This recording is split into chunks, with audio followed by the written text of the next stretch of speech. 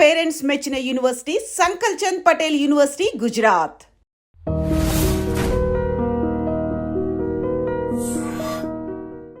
అప్పుడు నా marriage అవుతున్నప్పుడే MG Ramachandran గారు సీఎం అయ్యారు. ఆయన కూడా 1977 ఫస్ట్ టైం సీఎం అయ్యారు. నేను బెంగళూరులో షూటింగ్ ఒక పిక్చర్ వర్క్ చేసి అక్కడి నుంచి అలా హైదరాబాద్ వెళ్ళిపోయాను మ్యారేజ్కి. సెప్టెంబర్ 4th నా మ్యారేజ్ అనమాట. అప్పుడు ఎంజిఆర్ గారికి ఫోన్ చేశాను, నా இப்படி மேரேஜ் அம்மா நான் இப்போதாம்மா சிஎம்மானே, நான் வர முடியாதம்மா, என்னோட வாழ்த்துக்கள் உனக்கு எப்பவுமே இருக்கమ్మా அப்படின்னு గ్రీటింగ్ పంపించి నాకు ఇచ్చేసి నా విష్ చేశారనమాట. నాకు చాలా ఎంజిఆర్ గారు. తర్వాత అక్కడ హైదరాబాద్లో మా సిస్టర్ను మా అక్కయ్య కోడలు వాళ్ళు వెళ్ళి రామారావు గారికి ఇన్విటేషన్ ఇచ్చారు, నాగేశ్వరరావు గారికి ఇచ్చారు, లేకపోతే అక్కడ జీముల గారు అందరికి ఇచ్చారనమాట. రాత్రి 2 గంటలకి నా మ్యారేజ్ అప్పుడు రామారావు గారు వచ్చారు నా మ్యారేజ్కి. నాగేశ్వరరావు గారు, ఆయన వైఫ్ అన్నపూర్ణమ్మ గారు వచ్చారు. తర్వాత రామానాయుడు గారు వచ్చారు, కాంచన వచ్చింది. తర్వాత వచ్చి చాలామంది, వాణిశ్రీ వచ్చి నన్ను పెళ్లి కూతురు చేయటం, డెకరేట్ చేయటం అంతా వాణిశ్రీ ముందు రోజే వచ్చేసి పెళ్లి రిసెప్షన్ అంతా తనే చూసుకుంటాను. అందరూ చాలా ఆల్మోస్ట్ అక్కడ ఉన్న వాళ్ళందరూ, హైదరాబాద్లో ఉన్న వాళ్ళందరూ వచ్చారనమాట. అలాగా నా మ్యారేజ్ వచ్చి నైట్ 2 o'clock అయిందమ్మా. దాని తర్వాత మళ్ళీ సినిమా ఫీల్డ్ పక్క నేను తొంగి కూడా చూడలేదు. అక్కడి నుంచి రీఎంట్రీ అంటారు. రీఎంట్రీ కాదు, ఏ ఎంట్రీ ఇవ్వలేదు. ఇప్పుడు నేను ఈ ఛానల్కి ఇవ్వడం కూడా ఒకసారి స్టార్ట్ చేసింది ఎలా అంటే, ఈ ఛానల్కి ఇంట్రెస్ట్ మ్యారేజ్ అయిపోయింది. తర్వాత నా లైఫ్ కొద్దిగా చెప్పాను కదా, అలాగేది అన్నీ చూసేసాను లైఫ్లో. మా ఆయన హార్ట్ అటాక్ రావటం, చనిపోవటం, నా బాబు తక్కువ టైం కదమ్మా, 6 ఏళ్లలో చాలా తక్కువ. నా లైఫ్ అది ఆహాని ఎత్తింది, ఆహాని దింపింది నా లైఫ్. నేను అనుకోకుండా హీరోయిన్ అయిపోయాను. అసలు సినిమాలో చేరుదామని అనుకోకుండా చేరిపోయాను. తర్వాత అనుకోకుండా రామారావు గారితో అగ్గిపిడుగు, అగ్గిబరట వీటిలో చేసి పెద్ద హీరోయిన్ అయిపోయాను. తర్వాత వచ్చి అన్ని మలయాళం, కన్నడం, అన్ని లాంగ్వేజ్, అన్ని భాషలో అందరు హీరోలు, పెద్ద హీరోలు, కన్నడం కానీ మలయాళం కానీ అన్నిట్లో యాక్ట్ చేశాను. మంచి లెవెల్కి వెళ్ళిపోయాను పెళ్లి చేసుకొని. అందరు ఆహా రాజశ్రీ బంపర్ అనుకున్నా, జాక్పాట్ కొట్టిస్తుంది అన్నారు. అవి ఆహానే ఉంది. మా ఆయనకి 10 మంది మొత్తం, అందరు పెద్ద పెద్ద లెవెల్లో. ఒక ఆయన హైకోర్టు జడ్జి, ఒక ఆయన అడ్వకేటు, ఒక ఆయన డాక్టరు, ఒక ఆయన వచ్చి చిలకలూరుపేట చైర్మన్. తర్వాత అందరు పెద్ద పెద్ద లెవెల్. హైకోర్టు జడ్జి అంటే చూడండి, తోట లక్ష్మయ్య గారు, ఒక ఆయన డాక్టరు, ఒక ఆయన పోలీస్ ఇన్స్పెక్టరు, అందరు ఉన్నారండి మా ఫ్యామిలీలో. పెద్ద కుటుంబం, మా 2 ఆడబిడ్డలు అందరు ఉన్నారు. అక్కడ పడ్డాను. పడేసరికి బయట ప్రపంచం తెలియలే. ఏంటి గుట్లు చిల్లగల. నాకు ఈ సినిమా అలవాటుపోయి సినిమా వాడి మొహం కనపడి, అప్పుడు ఛానల్స్ లేవు ఎక్కువ. ఇప్పుడు దూరదర్శనం ఏదో వేసేవాడు, 2 ఛానల్స్ ఉండేవి. అబ్బా మన సినిమా ఏదో ఒక సినిమా చూస్తే అబ్బా మన వాడు మొహం చూస్తున్నాను కదా అనుకుని ఎంతో సంతోషపడిపోయేదాన్ని అనమాట. అంటే ఇది ఉండేదన్నమాట. పిక్చర్ చూస్తుంటే అయ్యో అంజమ్మ గారు వీళ్ళందరూ చూస్తుంటే, అలాగా నాకు అంజమ్మ గారు, భానుమతి గారు, వీళ్ళందరూ పెద్దవాళ్ళందరినీ చాలా ఇష్టపడతాను నేను. సుశీలమ్మ గారు అందరూ నాతో చాలా ఒక ఇదిగా మూవ్ అవుతాం అనమాట మేమందరం. కానీ ఫోటోలు చూస్తుంటే అమ్మ ఎన్ని మెమరీస్ వెంట పెట్టుకున్నారు. జయలలిత గారు తెలుగులో, తమిళ్లో అప్పుడే వేశారు కదా కొన్ని జానపదాలు. అవి గోపాలుడు, భూపాలుడు, వాళ్ళ అమ్మతో కూడా సంజయ్ గారు కూడా యాక్ట్ చేస్తారు. నాకు నిత్య కళ్యాణంలో మా అమ్మగా యాక్ట్ చేసింది, కన్నడంలో యాక్ట్ చేసింది ఆవిడ. చాలా ఉంది కానీ చెప్పను నేను, ఎందుకంటే ఈ పాట అమ్మా ఏమో ఏమో అది నాకేమో ఏమో అయినది, అదే కదా? అవును, అది ఏం పిక్చర్ అది నాకు జ్ఞాపకం రావట్లేదు. అగ్గిపిడుగు, అగ్గిపిడుగు అది కృష్ణకుమార్. నాది వచ్చి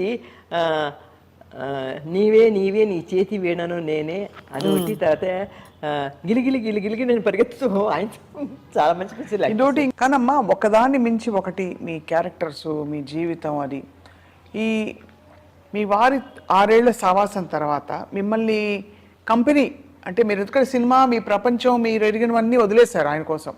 తర్వాత what is keeping you going? మీరు ఇంకా ముందరకెళ్ళడానికి మీ స్ఫూర్తి ఏమిటి?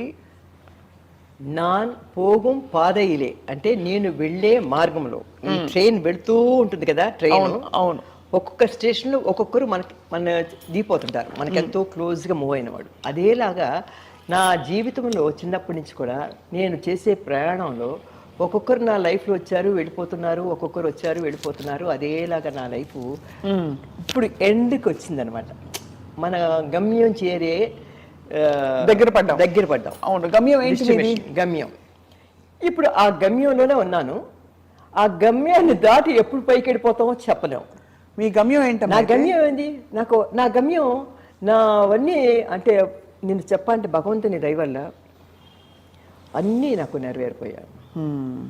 భగవంతుడు అంటే మా ఆయన లేడని తప్ప, మా ఆయన ఎంఏఎల్ఏ మాస్టర్ ఆఫ్ లా, అంత చదువు చదివాడు. అవునమ్మా.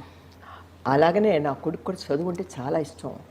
ఒంటరిగా అమెరికా వెళ్ళాడు, డిగ్రీ కంప్లీట్ చేశాడు, చదువుకున్నాడు, ఉద్యోగం చేసుకున్నాడు. వాడు కాళ్ళ మీద వాడు నిలబడ్డాడు. ఒకే ఒక కొడుకు నాకు. చిన్నప్పటి నుంచి నాకు ఏ కష్టం నాకేం లేదు. నా కొడుకే నాకు లోకం, ప్రపంచం అంతా. వాడిని చూసుకొనే నేను ఇలా ఉన్నా అంటే ఈరోజు హాయిగా. నా కొడుకు ఇప్పటికీ కూడా, నా కొడుకు ఎక్కడికైనా వెళితే చూస్తాడు. పొద్దున్నే లేచి వచ్చి నన్ను చూడకుండా వెళ్ళడం, చూస్తాడు. అమ్మా ఎలా ఉన్నా, బాగున్నావా అంటాడు. ఇది ఎలా వస్తుంది? ఒకే ఒక కొడుకమ్మ నాకు. మా ఆయన చనిపోయేటప్పుడు నా కొడుకు 3 సంవత్సరాలు. అయ్యో, 10 years ఎక్కడ బయట ప్రపంచంలో నా ఫేస్ చూపించలేదు నేను. ఈరోజు ఇలా కూర్చున్నానంటే అయ్యో నా కొడుకు చదువుతున్నాడు, అమెరికా వెళ్ళాడు, ఎలా ఉన్నాడో ఏమిటో అని భయపడిపోయేదాన్ని. బెంగ పట్టుకొని ఎక్కడికి వెళ్ళలేదు. తర్వాత మా బాబు పెళ్ళికి జయలలిత గారు వచ్చి మన ఇంట్లో రిసెప్షన్కి వచ్చి ఒక ½ hour కూర్చుంది. అందరు ఆర్టిస్టులు ఆల్మోస్ట్ మెడ్రాస్లో ఉన్న లేక మంజుళ వాళ్ళు, ఎవరు లక్ష్మి గిష్మి అందరూ వచ్చేసారనమాట. సరోజాదేవి పాప కృష్ణకుమార్ గారు ఎక్కడికి రారు, ఆవిడ బెంగళూరు నుంచి పెళ్లి కోసం వచ్చింది. సరోజాదేవి పెళ్లి కోసం వచ్చింది. వైజయంతి మాల అందరూ, లక్ష్మి దగ్గర నుంచి మీనా గీనా అందరూ, రాధిక అందరూ వచ్చేసారు. వైజయంతి మాల నుంచి దాకా అందరూ వచ్చారమ్మా. ఘనంగా చేస్తాను పెళ్ళి. నా కొడుకు సెటిల్ అయిపోయాడు లైఫ్లో. తర్వాత నేను మా సిస్టర్ ఉండేవాడు, మా బాబు అమెరికాలో ఉండేవాడు అనమాట. తర్వాత నిండుకు కళకళలాడుతూ పనివాళ్ళు గిన్నెవాళ్ళు అందరినీ పెట్టుకొని నేను నా లైఫ్ లీడ్ చేస్తున్నాను. సడన్గా మా సిస్టర్ చనిపోయింది.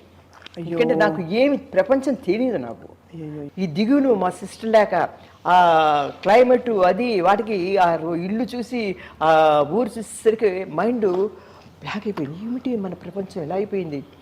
ఇక్కడ ఎవరు లేరు, మాట్లాడుకోవడానికి ఎవరు లేరు, ఎవరు మనకు మన అని ఎవరు, అవును కమ్యూనికేషన్ ప్రాబ్లం.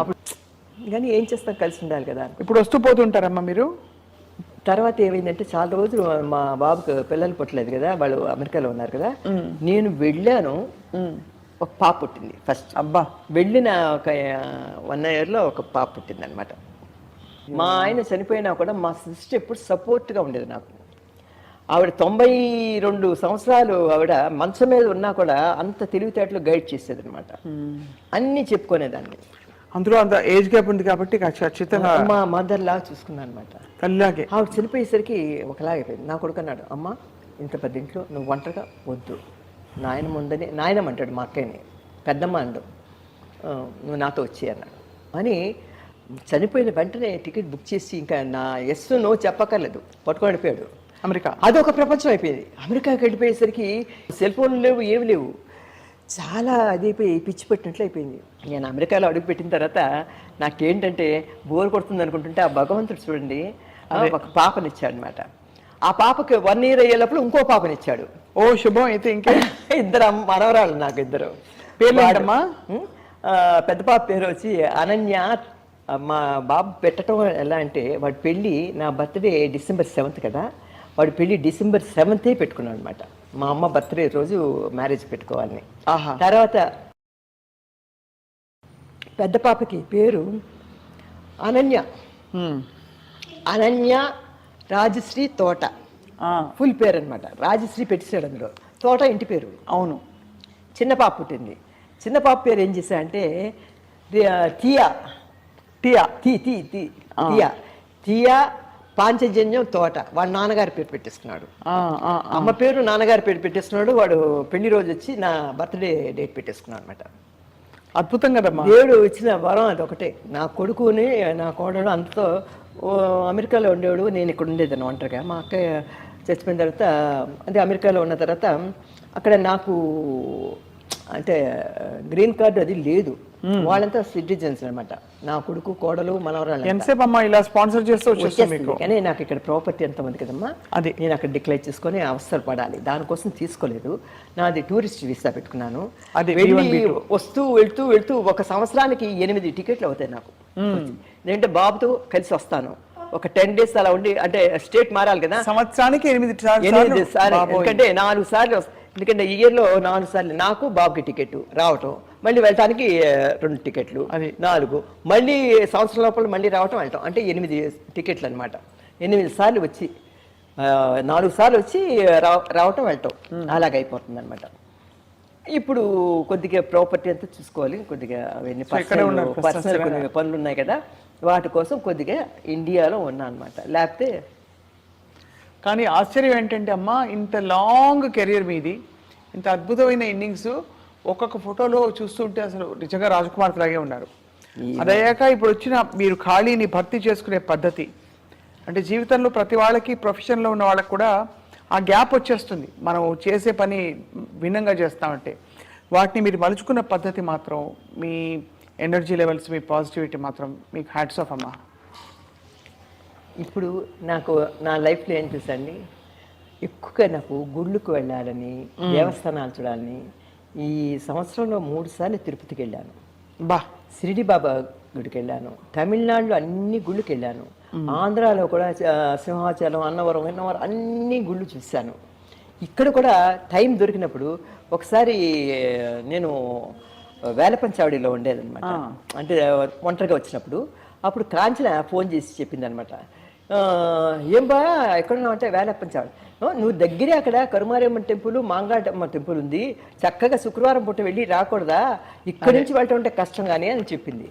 ఓ నిజమే కదా, మనం ఎందుకు వెళ్ళకూడదు అని చెప్పేసి వెంటనే నేను మాంగాడికి, కరుమారమ్మ గుడికి, అక్కడికి ఇక్కడికి వెళ్ళేసి ప్రత్యక్షం అంటారు శివుడికి, అన్నీ చూశాను. ఇప్పుడు కూడా నాకు టైం దొరికితే భగవంతుని ప్రేయర్ చేసుకోవటం నా పీస్ ఆఫ్ మైండ్. మనవరాళ్ళు వస్తారు, మార్నింగ్ వస్తారు, నాయనమ్మ అది ఇది మాట్లాడతారు చక్కగా, చిన్న చిన్న పిల్లలు వాళ్ళ స్కూలు, వాళ్ళ ఇది, life is going on beautifully అమ్మా. కానీ ఎన్నాళ్ళు అంటే నాకు ఇంకా ఎప్పుడు పోయినా కూడా నాకు బాధ లేదు. అయ్యో అమ్మా, మీరు పరికాల పాటు ఉండాలి. నాకు ఒకటి, మనం బతికినంతసేపు హాయిగా, ఆనందంగా, సంతోషంగా ఉండాలి. మన లైఫ్ మనం కూడా వెళ్ళిపోయిన వాడితో వెళ్ళిపోకుండా ఉండిపోం, మనం కూడా వెళ్ళిపోవలసిందే. ఏదో టైంలో ఉందన్నాడు ఎందుకు బాధపడుతూ, ఈ లైఫ్ ఏమిటి? అవును, మీరు వచ్చారు, మీతో మాట్లాడతాను, టైం స్పెండ్ చేశాను, మీరు అడిగారు నన్ను గురించి, ఒక ఆర్టిస్ట్గా ఉండి ఇంత అందరితో యాక్ట్ చేయబట్టి మీరు మా ఇంటికి వచ్చారు కావాలని, లేకపోతే ఎందుకు వస్తారు? మీరెవరో నేనెవరో. మీరు ఆల్రెడీ అమ్మా ధన్యులు, చాలా అకంప్లిష్ చేశారు. ముందు ముందు కూడా మీకు భగవంతుడి ఆశీస్సులు అన్నీ, అంటే ప్రేక్షకుల అభిమానం, ప్రేమ ఎప్పటికీ ఉంటుందని కోరుకుంటున్నాం.